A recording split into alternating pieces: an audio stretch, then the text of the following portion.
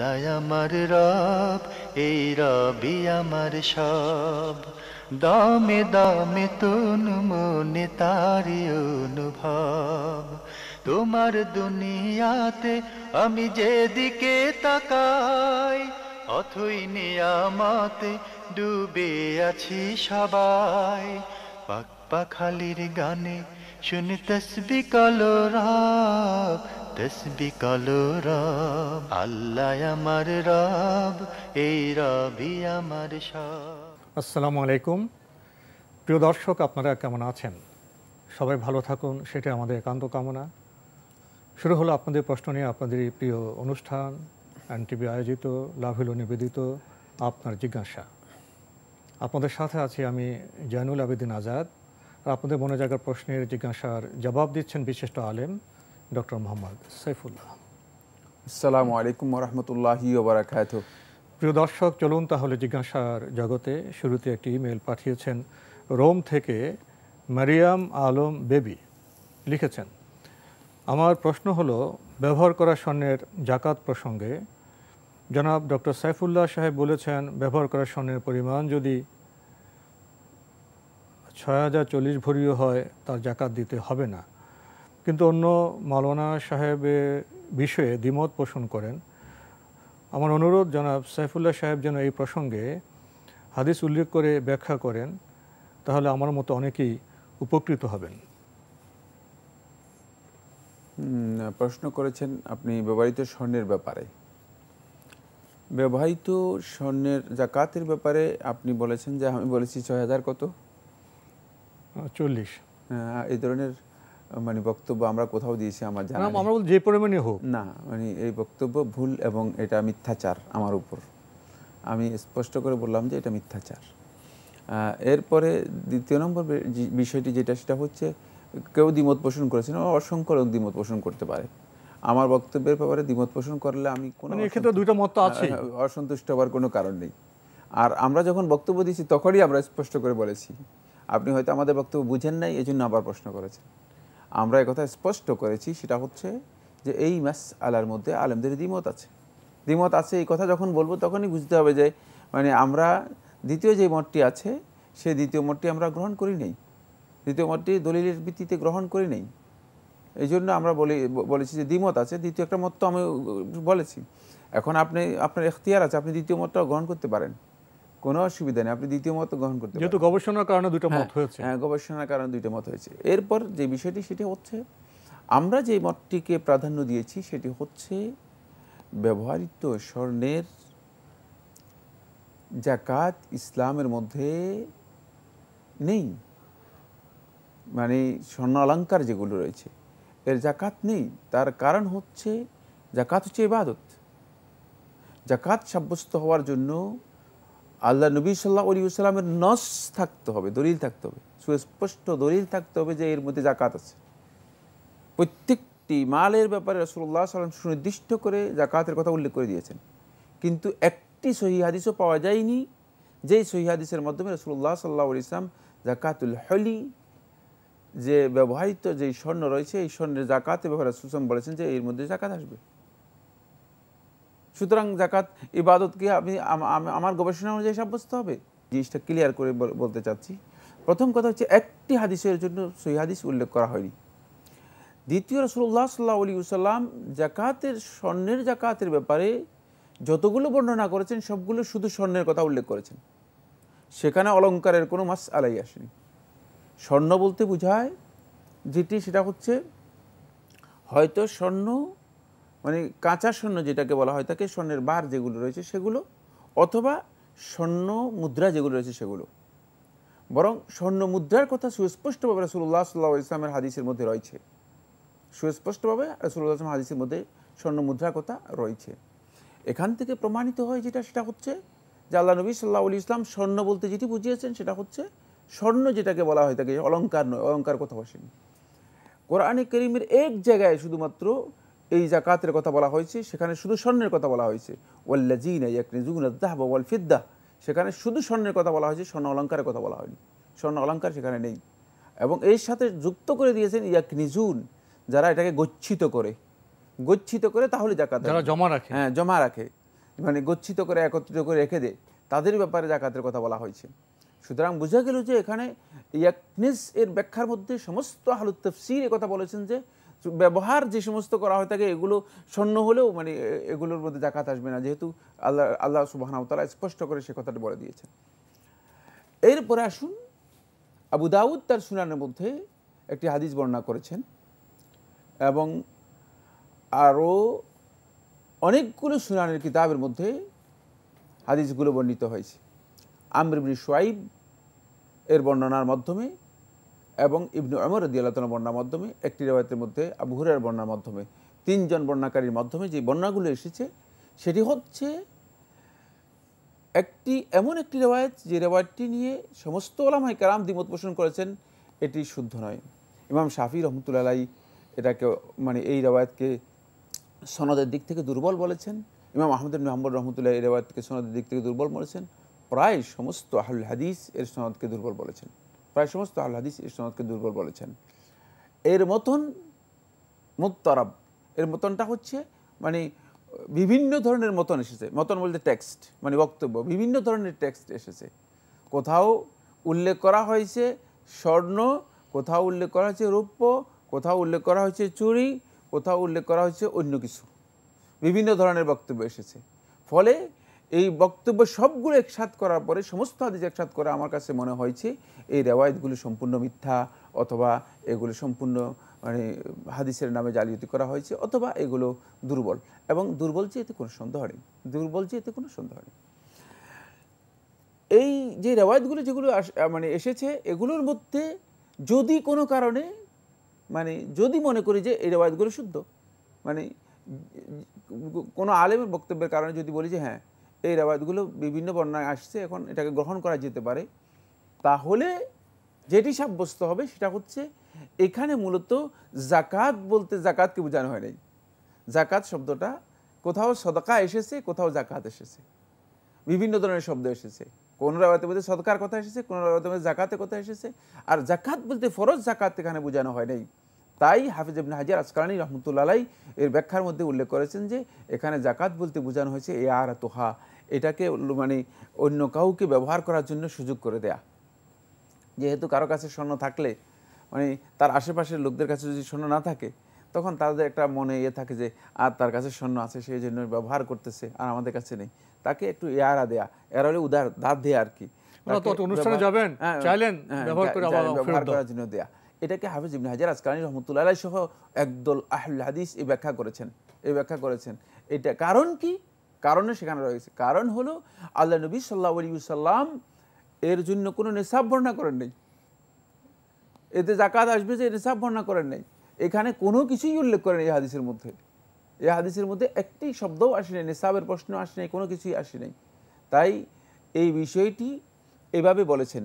কিন্তু শেখ এল ইমাম মুহাম্মদ নাসিরউদ্দিন আলবানী রহমতুল্লাহ আলাইহি তিনি এই হাদিসটাকে সহি বলেছেন। সহি বলে একটা কারণে তিনি এই হাদিসটাকে সহি বলেছেন, যেহেতু তিনি মহিলাদের জন্য বালা, ছুরি এই জাতীয় জিনিস ব্যবহার করা হারাম এই কথা বলেছেন। আর এই কারণেই এই হাদিসটাকে তিনি সহি আখ্যায়িত করেছেন যে এটা মহিলাদের ব্যবহার করা হারাম ছিল। তো যদি হারাম হয় তাহলে এর উপর জাকাত আসবে, কোনো সন্দেহ নেই। এখানে অনেক সূক্ষ্ম বক্তব্য রয়েছে, যেটি আসলে একাডেমিক বক্তব্য, অনেকের উপলব্ধির বাইরে। এই জন্য আমরা হয়তো বিস্তারিত এটা আলোচনা করা সম্ভব হবে না। এই জন্য শেখ রাহিমাহুল্লাহ তাআলা এই হাদিসটাকে সহি বলেছেন, যেহেতু শেখ মনে করতেন যে মহিলাদের জন্য চুরি ব্যবহার করা হারাম।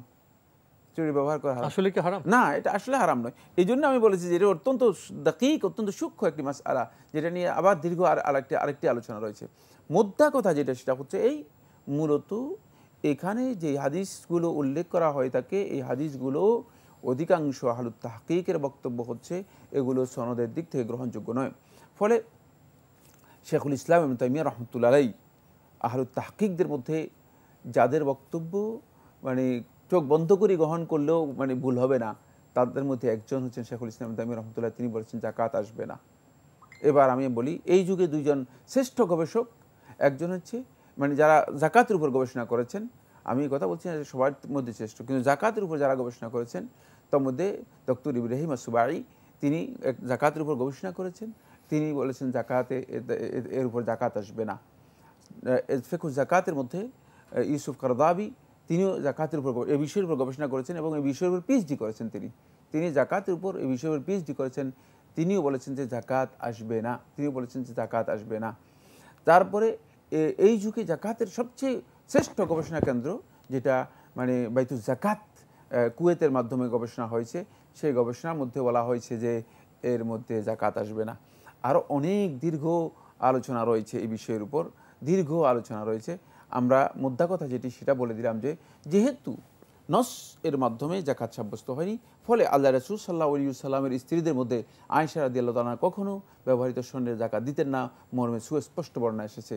জাবের ইবনে আব্দুল্লাহ রাদিয়াল্লাহু তাআলা সাহাবী, তিনি স্পষ্ট করে বলেছেন যে মানে স্বর্ণ অলঙ্কারের মধ্যে কোনো ধরনের জাকাত নেই। এই বিষয়ের উপর বিস্তারিত যদি কেউ জানতে চান তাহলে আমি বলবো তিনি সর্বপ্রথম লিখা যে কিতাব কিতাবুল আমওয়াল, আবু ওবায়দ কাসিম সাল্লাম রহিমাহুল্লাহ তাআলা তার এই কিতাবুল আমওয়াল পড়েন, এখানে তিনি বিস্তারিত সমস্ত রেওয়ায়াতগুলো উল্লেখ করেছেন। প্রিয় দর্শক, আমরা দীর্ঘ তথ্য প্রমাণের ভিত্তিতে জানলাম ব্যবহার করা গহনা বা স্বর্ণের উপর জাকাত আসবে না। আমাদের হাতে একটি ইমেল পাঠিয়েছেন মোহাম্মদ মুখলিসুর রহমান মুকুল, হরিণাকুণ্ড, ঝিনাইদহ থেকে। লিখেছেন, আজানের জবাবে আশহাদু আন্না মুহাম্মাদ রাসূলুল্লাহ শোনার পর দরুদ সাল্লাল্লাহু আলাইহি ওয়াসাল্লাম পড়তে হবে কি? আল্লাহ নবী সাল্লাল্লাহু আলাইহি ওয়াসাল্লাম যে হাদিসের মধ্যে আজানের জবাবের কথা বলেছেন, সে হাদিসের মধ্যে রাসূলুল্লাহ সাল্লাল্লাহু আলাইহি ওয়াসাল্লাম এভাবে নির্দেশ দিয়েছেন, ফাকুলু মিসলা মা ইয়াকুলুল মুআজ্জিন, তোমরা বলবে যেভাবে মুয়াজ্জিন বলেছে সেভাবেই। মুয়াজ্জিন যেভাবে বলেছে সেভাবেই। মুয়াজ্জিন কি বলেছে? আশহাদু আন্না মুহাম্মাদার রাসূলুল্লাহ, সুতরাং আপনিও বলবেন আশহাদু আন্না মুহাম্মাদার রাসূলুল্লাহ। এখানে সাল্লাল্লাহু আলাইহি ওয়াসাল্লাম বলার বিষয়ে অধিকাংশ আহলুত তাহকিক মুহাক্কিক উলামায়ে কেরাম বলেছেন যে প্রয়োজন নেই। যদি প্রয়োজন থাকতো তো অবশ্যই আল্লাহ রাসূল সাল্লাল্লাহু আলাইহি ওয়াসাল্লাম মানে আজানের মধ্যেই এই বক্তব্য দিয়ে দিতেন। আজানের মধ্যেই অবশ্যই সাল্লাল্লাহু আলাইহি ওয়াসাল্লাম বলা হতো। এটি শাহাদাতের বিষয়, সুতরাং যেভাবে এসেছে নস এর মধ্যে, টেক্সটের মধ্যে যেভাবে এসেছে সেভাবে বলাটাই হচ্ছে সুন্নাহ, সেভাবে বলাটাই হচ্ছে সুন্নাহ। যেখানে বৃদ্ধি করার প্রয়োজন আছে সেখানে আল্লাহ রাসূল সাল্লাল্লাহু আলাইহি ওয়াসাল্লাম বৃদ্ধি করেছেন বা বৃদ্ধি করতে বলেছেন। কিন্তু যেহেতু এখানে বৃদ্ধি আসেনি, বরং বলছেন যে এভাবেই বলবে, সেভাবে বলতে পারেন। কিন্তু কেউ যদি আল্লাহ নবী সাল্লাল্লাহু আলাইহি ওয়াসাল্লামের নাম শোনার পরে সাল্লাল্লাহু আলাইহি ওয়াসাল্লাম বলেন, তাহলে তিনি গুনাহগার হবেন না, তিনি গুনাহগার হবেন না। লিখেছেন, মুয়াজ্জিন কি মনে মনে দরুদ পড়বে? বিস্তারিত জানালে উপকৃত হতাম। ওটা আমরা বলে দিয়েছি না, দরুদ তিনি মনে মনে দরুদ মুয়াজ্জিন বা শ্রোতা কেউ না, মুয়াজ্জিন এবং শ্রোতা কেউ মনে মনে দরুদ পড়বেন না, অথবা মানে তিনি মনে করবেন না যে এখানে বৃদ্ধি করতে হবে অনেকক্ষণ, মানে যেমন আশহাদু আন্না মুহাম্মাদার রাসূলুল্লাহ এটা বলার পরে তিনি অনেকক্ষণ পর্যন্ত দরুদ পড়লেন, দোয়া করলেন, না, এগুলো এখানে করবেন না। আমাদের সমাজে আরেকটি প্রচলন দেখা যায়, রাসূলুল্লাহর নাম আসার পরে অনেকে চুমু খায়, চোখে দেয়, আবার ওনার নাম আসলে কেউ চোখে সুরমা দেয়। এই বিষয়গুলি কেমন? না, মানে চোখে সুরমা দেয়া অথবা চোখের মধ্যে ফু দিয়ে চোখের মধ্যে দেয়া, এই কাজটি বেদাত, এই কাজটি বেদাত। এটা মানে হাদিসের মাধ্যমে সাব্যস্ত হয়নি। কেউ কেউ আবু বকর রাদিয়াল্লাহু তাআলা করছেন মর্মে যে কথা উল্লেখ করেন, এটি একেবারেই মিথ্যাচার, হাদিসের নামে জালিয়াতি, মিথ্যা বক্তব্য।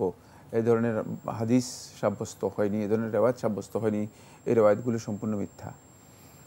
আরও লিখেছেন, ভিতরে নামাজের তৃতীয় রাকাতে দোয়া কুনুতের আগে দুই হাত ছেড়ে দিয়ে আল্লাহু আকবার বলে পুনরায় হাত বাঁধার নিয়মের সঠিক দলিল কি? না, এই জন্য কোনো সহিহ দলিল পাওয়া যায়নি, এই জন্য সহিহ দলিল পাওয়া যায়নি। এটা ইজতিহাদি বিষয়, এটা একদল উলামায়ে কেরাম ইজতিহাদ করেছেন। ফিকহুল হানাফিতে এটা বলা হয়েছে, এর কোনো ধরনের দলিল নেই, কোনো ধরনের দলিল নেই। একটি আসার বর্ণনা করেছেন আবু বকর রাদিয়াল্লাহু তাআলা থেকে, শরহু মাআনিল আসারের মধ্যে আবু জাফর আত-তাহাবী রাহিমাহুল্লাহ তাআলা তিনি বলেছেন যে এটা গ্রহণযোগ্য নয়, এটা গ্রহণযোগ্য নয়। এই চিঠিটি পাঠিয়েছেন নীলুফার হোসেন, ঢাকা থেকে। লিখেছেন, কাউকে প্রশংসা করতে থাকলে তার সীমারেখা কি? প্রশংসার দিক কি হতে হবে? কাউকে প্রশংসা করা পদ্ধতি হচ্ছে ইসলামী শরীয়তের মধ্যে মানে আলা যাহরিল গায়ব, তার অনুপস্থিতিতে প্রশংসা করা, এটা হচ্ছে প্রশংসা। মানে কোনো ব্যক্তির আপনি প্রশংসা করবেন, তাহলে তার অনুপস্থিতিতে প্রশংসা করবেন, এটা হচ্ছে ইসলামের বিধান। আর উপস্থিতিতে নয়, তার উপস্থিতিতে যদি আপনি প্রশংসা করেন, নাম দেন প্রশংসা, এটা প্রশংসা নয়, এটা তোষামত, চাটুকারিতা, এটাকে আরবিতে বলা হয় তামাল্লুক। আর এটি মানে পৃথিবীর ইতিহাসে সবচেয়ে বেশি নিন্দিত কাজ। আর ইসলাম এটাকে হারাম করে দিয়েছে। আল্লাহ নবী সাল্লাল্লাহু আলাইহি ওয়াসাল্লাম হারাম করে দিয়েছেন, বরং বলেছেন তোমার সামনে যদি কেউ প্রশংসা করে তাহলে তুমি তার মুখে ছাই নিক্ষেপ করে দাও, কারণ সে এখন তোমাকে প্রশংসা করার উদ্দেশ্য হচ্ছে হয়তো তোমার কাছ থেকে কোনো স্বার্থ অথবা কোনো উদ্দেশ্য তোমার কাছ থেকে হাসিল করার জন্য চেষ্টা করবে। তাই এই সরাসরি মুখে প্রশংসা করার বিষয়টি ইসলামী শরীয়তের মধ্যে কোনোভাবেই জায়েজ নেই। এটা মূলত তোষামদের মধ্যে অন্তর্ভুক্ত হয়, এটি উচিত নয়। আর প্রশংসার সীমারেখা যেটি সেটা হচ্ছে কোনোভাবেই প্রশংসাকারী ব্যক্তি বৈধ যেই সীমারেখা রয়েছে এর বাইরে যেতে পারবে না। প্রশংসা করতে করতে মানে এমন পর্যায়ে প্রশংসা করা যেটি তার হকের বাহিরে, তার মানে ক্ষমতার বাহিরে, মানে বরং আল্লাহ তাআলার ক্ষমতা হতে পারে এমন প্রশংসা করা, সীমালঙ্ঘন করা, এটা হারাম, এটা জায়েজ নেই। আর 4 নম্বর যে পয়েন্টটি সেটা হচ্ছে মানে প্রশংসা এর ক্ষেত্রে এমন কোনো শব্দ প্রয়োগ করা যাবে না যেই শব্দগুলো মূলত আল্লাহ সুবহানাহু ওয়া তাআলা বান্দাদের জন্য ব্যবহার করেন নাই, আল্লাহ রাব্বুল আলামিনের জাতের জন্য ব্যবহার করা হয়েছে। সেটা রাসূলের প্রশংসার ক্ষেত্রেও জায়েজ নেই, দুনিয়ার মানুষের প্রশংসার ক্ষেত্রে জায়েজ নেই। যেই সমস্ত সিফাত মানে আল্লাহ রাব্বুল আলামিন শুধুমাত্র তার জন্য খাস করেছেন, প্রশংসার ক্ষেত্রে কোনো ব্যক্তির জন্য জায়েজ নেই, সেই সমস্ত সিফাত, বৈশিষ্ট্য অথবা সেই সমস্ত গুণাবলী কোনো ব্যক্তির জন্য ব্যবহার করা, যদি ব্যবহার করে থাকেন তাহলে তা শিরকের মধ্যে চলে যাবে, এটি সবচেয়ে বড় গুনাহ হয়ে যাবে।